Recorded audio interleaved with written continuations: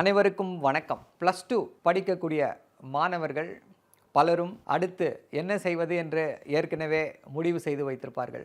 NEET coaching class போக ஆரம்பிச்சிருப்பாங்க, ஐஐடிக்கு coaching classes போக ஆரம்பிச்சிருப்பாங்க. அதே போல் சட்டக்கல்லூரிக்கும் அந்த கிளாட் எக்ஸாம்ஸ்ன்னு இருக்குது, அந்த கிளாட் எக்ஸாம்ஸ்க்கான கோச்சிங்கை ஆரம்பிச்சிருப்பாங்க. ஸோ இப்படி எல்லோரும் திட்டமிடலோடு பயணத்தை கண்டிப்பாக ஆரம்பித்திருப்பார்கள். குறிப்பாக 10வது படிக்கக்கூடிய மாணவர்கள், 11வது படிக்கக்கூடிய மாணவர்கள், இவங்க எல்லாருமே யோசிக்கலாம், என்ன படிக்கலாம், டாக்டர் ஆகணும்னு யோசிக்கலாம், இன்ஜினியர் ஆகணும்னு யோசிக்கலாம். இப்போ நான் எதை பற்றி பேச போகிறேன் அப்படின்னா, ஒரு வழக்கறிஞராக எப்படி ஆவது, எங்கே படிக்க வேண்டும், என்ன படிக்க வேண்டும், அதற்கான எலிஜிபிலிட்டி கிரைட்டீரியா என்ன, அதற்கான முயற்சிகள் என்ன, அதற்காக நீங்கள் என்னென்ன ஆயத்தங்களை செய்ய வேண்டும் அப்படின்றத பற்றி பார்க்கலாம். ஸோ நான் 1998 வழக்கறிஞராக பதிவு செய்தேன். ஸ்ட்ரைட்டாக +2 முடித்துவிட்டு ஏவிஎம் மெட்ரிகுலேஷன் ஹையர் செகண்டரி ஸ்கூலில் +2 முடித்தேன். 93ல் முடிச்சுட்டு ஸ்ட்ரைட்டாக 5 இயர் லா கோர்ஸ். அப்போது என்ட்ரன்ஸ் எக்ஸாம் இருந்துச்சு.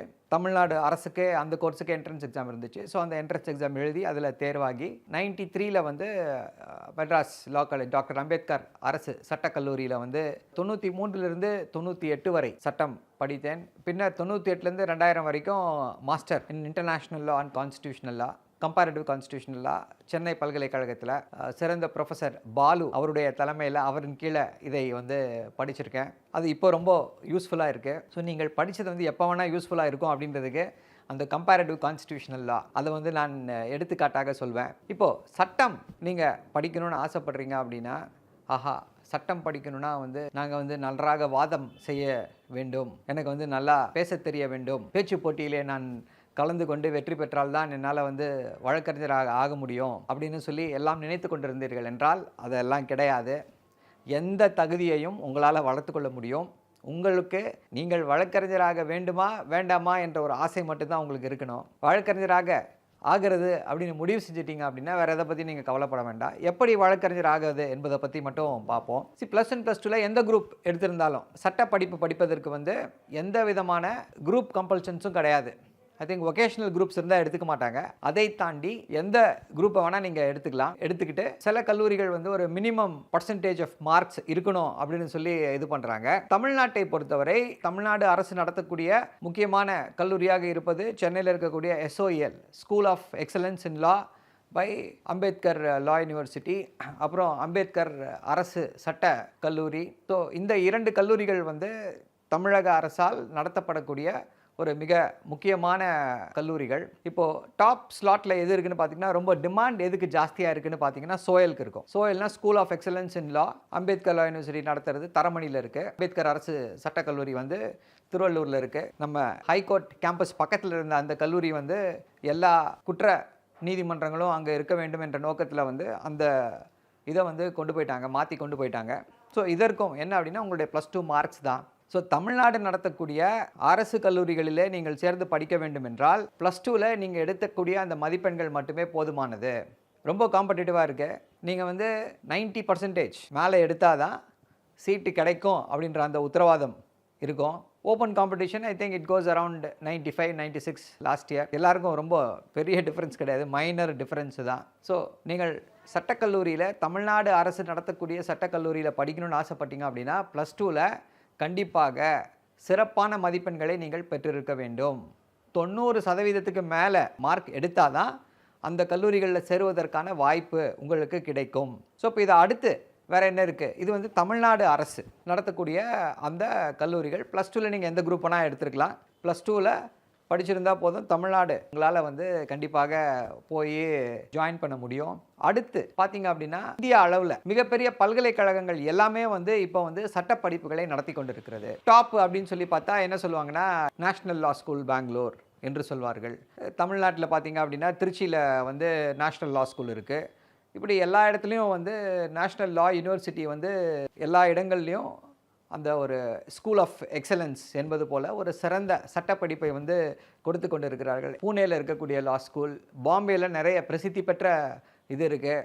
அதே போல் ஹைதராபாத்தில் இருக்குது, கல்கட்டாவில் இருக்குது. பல ஊர்களில் சிறந்த ஒரு சட்டப்படிப்பை சொல்லிக் கொடுக்கக்கூடிய ஒரு ப்ரெஸ்டீஜியஸ் என்று சொல்லக்கூடிய அந்த யூனிவர்சிட்டிஸ் எல்லாம் இந்த சட்ட வகுப்புகளை சட்ட பட்டங்களை கொடுத்து கொண்டிருக்கிறார்கள். ஸோ அங்கெல்லாம் சேரணும்னு நீங்கள் ஆசைப்படுறீங்க அப்படின்னா, அப்போ வந்து நீங்கள் வந்து 2 வகையான தேர்வுகள் இருக்குது. ஒன்று வந்து CLAT, common law admission test, இன்னொன்று வந்து LSAT, law school admission test. So இந்த 2 இதுலேயும் வந்து சில யூனிவர்சிட்டிஸ் வந்து கிளாட்டை அக்செப்ட் பண்ணிக்கிறாங்க, சில யூனிவர்சிட்டிஸ் வந்து எல்சாட் அக்செப்ட் பண்ணிக்கிறாங்க, சில யூனிவர்சிட்டிஸ் வந்து 2த்தில் ஏதாவது ஒரு டெஸ்ட் எழுதியிருந்தால் போதும் அப்படின்னு சொல்கிறாங்க. ஸோ நீங்கள் வந்து இப்படி இந்தியாவில் இருக்கக்கூடிய எந்த இதுக்கு வேணுனாலும் அப்ளை பண்ணலாம். இந்தியாவில் வேறு எங்கேயாவது போய் படிக்கணும்னு ஆசைப்படுறீங்க, நான் வந்து இந்தியாவில் இருக்கக்கூடிய தலை சிறந்த சட்டக்கல்லூரியில் தான் படிக்கணும்னு ஆசைப்பட்றேன் அப்படின்னீங்கன்னா நீங்கள் கண்டிப்பாக வந்து கிளாட்டோ இல்லை வந்து எல்சாட்டோ எழுதியிருக்க வேண்டும்.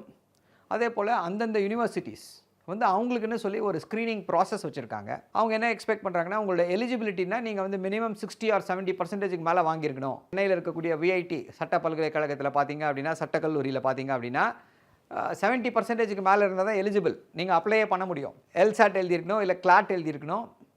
அது இல்லைனா இந்த ஃபஸ்ட்டு க்ரைட்டீரியா, இந்த எலிஜிபிலிட்டி க்ரைட்டீரியா இல்லை அப்படின்னா உங்களுடைய அப்ளிகேஷனை வந்து எடுத்துக்கவே மாட்டாங்க. ஸோ எல்சாட் எழுதியிருக்கணும், இல்லை கிளாட் எழுதியிருக்கணும், உங்களுடைய மதிப்பெண் வந்து 70% மேலே இருக்கணும். அப்போ தான் கன்சிடர் பண்ணுவாங்க உங்கள் அப்ளிகேஷனை. கன்சிடர் பண்ணி அதன் பின்னர் ஒரு குரூப் டிஸ்கஷன் வைக்கிறாங்க. குரூப் டிஸ்கஷன் வைப்பாங்க. குரூப் டிஸ்கஷன் வச்சு அதன் பின்னர் நீங்கள் வந்து தேர்ந்தெடுக்கப்படுவீங்க. இது வந்து விஐடி பல்கலைக்கழகம் நடத்தக்கூடிய அந்த சட்ட மேற்படிப்புக்கான கோர்ஸில் நடக்கக்கூடிய ப்ரொசீஜர். இதே போல் ஒவ்வொரு யூனிவர்சிட்டியும். ஸோ அதற்கு வந்து நீங்கள் வந்து தயாராக வேண்டும். இந்த என்ட்ரன்ஸ் எக்ஸாம்ஸில் என்ன கேட்பாங்க அப்படின்னா, முக்கியமாக உங்களுடைய ஆப்டிடியூட், லாஜிக்கல் ரீசனிங். ஒரு ஐஏஎஸ் தேர்வுக்கு வந்து ப்ரிலிமினரி தேர்வுக்கு வந்து தயார் செய்யும் பொழுது அவ்வளோ டீட்டெயில்டாக தேவை இருக்காது. பட் ஆப்டிடியூட் டெஸ்ட்டும் லாஜிக்கல் ரீசனிங்கும் ரொம்ப கண்டிப்பாக தேவைப்படும். அப்புறம் அஃப்கோர்ஸ் ஜென்ரல் நாலேஜ், இதுலேயும் வந்து முக்கியமான கேள்விகளுக்கு சட்டம் சம்மந்தப்பட்டது, அரசியலமைப்பு சட்டம் சம்மந்தப்பட்டது, கரண்ட் அஃபேர்ஸ், இது பற்றி எல்லாமே வந்து ஒரு அந்த நுழைவுத் தேர்வில் இருக்கும். கிளாட்டும் இப்படி தான் இருக்கும். ஸோ இந்த நுழைவுத் தேர்வில் நீங்கள் அந்த கிளாட்டில் எழுதிட்டு போனீங்க அப்படின்னா, இந்த குரூப் டிஸ்கஷன் வந்து ஏதாவது ஒரு டாப்பிக்கை கொடுத்து உங்களை வந்து டிஸ்கஸ் பண்ண சொல்லுவாங்க. ஸோ அதில் வாங்கக்கூடிய மதிப்பெண்கள், இந்த மதிப்பெண்களின் அடிப்படையில் நீங்கள் வந்து ஒரு தரவரிசையை இது பண்ணி அதற்கப்புறம் உங்களை வந்து அதில் வந்து அந்த கல்லூரிகளில் சேர்த்துக்கொள்வார்கள். இப்போ பார்த்தீங்க அப்படின்னா, முதல்ல வந்து மிக குறைந்த அளவே சட்டக்கல்லூரிகள் தமிழ்நாட்டிலே இருந்துச்சு. இப்போது தமிழ்நாடு முழுக்க நிறைய சட்டக்கல்லூரிகள் வந்து விட்டது. இது வந்து சிலர் வந்து இதை வந்து எதிர்க்கிறார்கள், பலர் இதை வந்து வரவேற்கிறார்கள். இப்போ என்ன அப்படின்னா, காம்படிஷன் இருந்தால் நல்லது தானே. ஸோ நிறைய கல்லூரிகள் வந்துருச்சு அப்படின்னா தரம் குறைந்து விடும் அப்படின்றாங்க. எல்லாருக்கும் ஒரு வாய்ப்பு. சட்டம் படிக்கணும்னு ஒருத்தர் ஆசைப்படுறாரு, படிப்பதற்கு அவர் ஒரு வாய்ப்பு. ஆனால் அவர் சிறந்த வழக்கறிஞராக வேண்டும் அப்படின்னா அவர் படித்த அந்த சட்ட படிப்பு மட்டுமே போதுமானதா அப்படின்னா கிடையாது.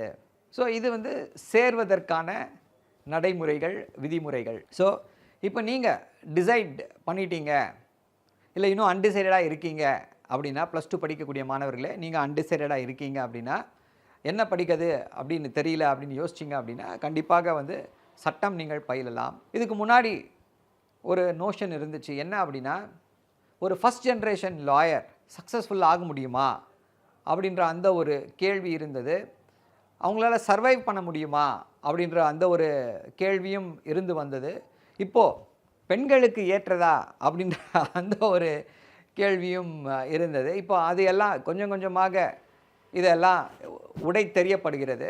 ஃபஸ்ட் ஜென்ரேஷன் லாயர்ஸாலையும் சக்ஸஸ்ஃபுல்லாக இருக்க முடியும் என்று எல்லோரும் ப்ரூவ் பண்ணிக்கிட்டு இருக்காங்க.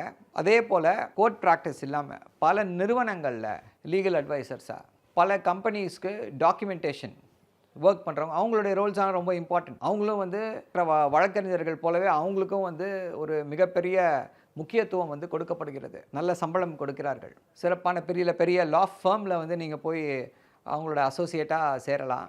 கோர்ட் போக வேண்டாம்.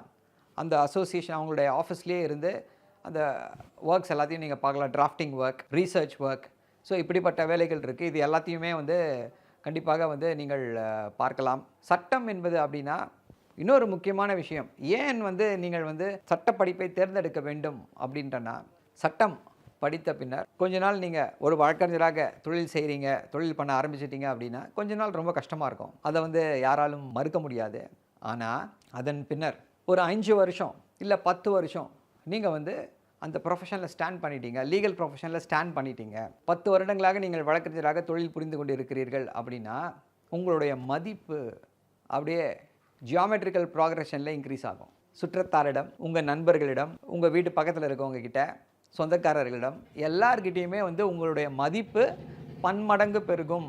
எப்படி வந்து ஒரு டாக்டரை எங்கே பார்த்தாலும் ஒரு டாக்டர்கிட்ட நம்ம வந்து சார் ஒரு சோஷியல் கேதரிங்கில் பார்த்தாலும் டாக்டர்கிட்ட நம்ம இது இப்படி இருக்குது அப்படி இருக்குன்னு சொல்லி கேட்போம். அதே போல் தான் வழக்கறிஞர் அப்படின்னு தெரிஞ்சதுன்னா உடனே அவங்களுக்கு ஒரு பிரச்சனை இருக்கும். அந்த பிரச்சனையை சொல்லி நம்மக்கிட்ட ஒரு ஒப்பீனியன் கேட்பாங்க, என்ன பண்ணலாம் அப்படின்னு சொல்லி கேட்பாங்க.